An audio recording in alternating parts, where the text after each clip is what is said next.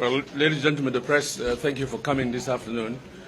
We've had a very important, rich, and comprehensive meeting between the government, the incumbent Tigonu leadership, and the representatives of the Tigonu in the National Pre-Transitional Committee, and the leadership of the SPLM-IO, led by Dr. Riek himself, and the representatives in the very mechanisms of the National Pre-Transitional Committee, in the presence of one of the grantors, His Excellency Mohammed Hamdoun Dagalo, the Deputy Chair of the Sudanese Sovereign Council, who represents the grantors and his delegation. The aim of the meeting was to brief both leaders of the status of implementation of the security arrangements in the context of the 100 days extension, and for them to appreciate from the leaders of the mechanisms themselves as to what has been done and what is outstanding, and the time scale within which they can complete some of the critical tasks in order for us to establish the unified force. In this context, we gave a report on the distribution of the funds that were allocated recently. And this is important because there are a lot of rumors out there that money has not been paid or withdrawn by the government. But I want to take this opportunity to say that we received the $40 million and distributed this money.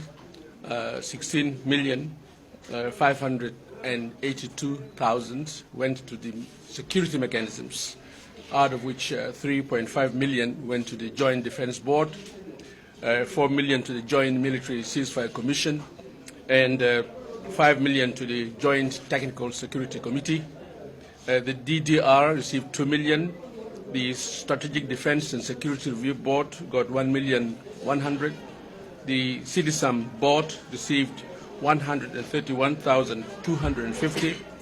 CDSAM CT received 275,000. The National Constitutional Amendment Committee received 315,804. The revitalized JMEC received 260. This constitutes 41.46% of the 40% to be given to these very important and critical mechanisms. Thereafter, we heard reports from the leadership, General Charles Akol, on the program of the Joint Military Ceasefire Commission.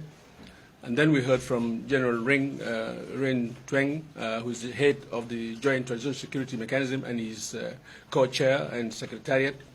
And then from the Joint Defense Board, both General Jok, who is the SD Chief of Staff of the SSPDF, and General CDR James Kwang, who is also the Chief of Defense Force of the IO. And also we heard from the General from the Secretariat of those two mechanisms, and then from the Chair of the DDR Commission, General Yuan. So all of these reports were presented to these leaders, and they listened keenly, and then made their remarks, giving advice and concerns about the status of implementation and the speed with which things are being implemented. There is consensus that there is delay, but these mechanisms have committed themselves to speed up now that they have the funds within their control, and they should be able to move forward expeditiously. There is the issue of supplies, which have also been agreement reached that food, medicine, and fuel need to be purchased quickly in order for these mechanisms to be able to do their job. We believe that the meeting was very courteous and there was harmony and understanding as South Sudanese committed to ensure that this peace is implemented. And now that we have the leadership of both government and the IO here, we believe that this shows commitment of both sides to successful implementation of the agreement. I am accompanied here by my colleagues, Michael McQuay from the government side in the MPTC. I have Port Kang from the SPLM-IO and Peter Marcello from the IO. I would like to give opportunity to my colleagues on the other side to say what they have to say about the meeting. Thank you. Thank you so much, Honorable Martin. Good afternoon, ladies and gentlemen of the press. As said earlier by Honorable Martin, who have given you the details of what we have discussed in the meeting, I would only like to tell you that we really appreciated this meeting initiated by the principal to listen to different mechanisms, and indeed the mechanisms were able to present their reports, what they have done, what they have not done, and the challenges, and recommendation as to how those challenges could be overcome. The two leaders plus one of the grantors that were mentioned to you earlier, General Imiti, will have a meeting to also chart the way forward and direct the rest of us as to how we will approach the remaining 70 days. As you all know, 31 days has gone. So we will have to increase our speed for us to meet the deadline set by the extension. We also call on the public to support us on the process. It's not an easy process, but we believe that we will achieve the desired result. But of course, we will not do it without the support from our public. We all know there are situations here and there that has to be overcome. And I believe by working together, discussing and meeting, we will be able to overcome those challenges. Also, questions were raised, or the security mechanism has really mentioned to us, or they have enlightened the meeting, that the security situation in the country is calm, with the exception of two incidences.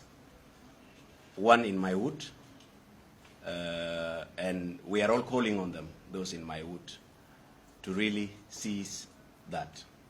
It's not helpful to the process, and we don't need loss of life again. We also call on our brothers on the side of Yei, particularly Thomas Rilo, to also seize the same, because we really need to move forward, and on the process we don't need any South Sudanese to lose life. The security mechanism, alas, were instructed by the principals to get back to work, to increase their speed, and to make sure we meet the deadline. These are the few things that I can add, because Honorable Martin gave you the detail of what was discussed earlier. Thank you so much.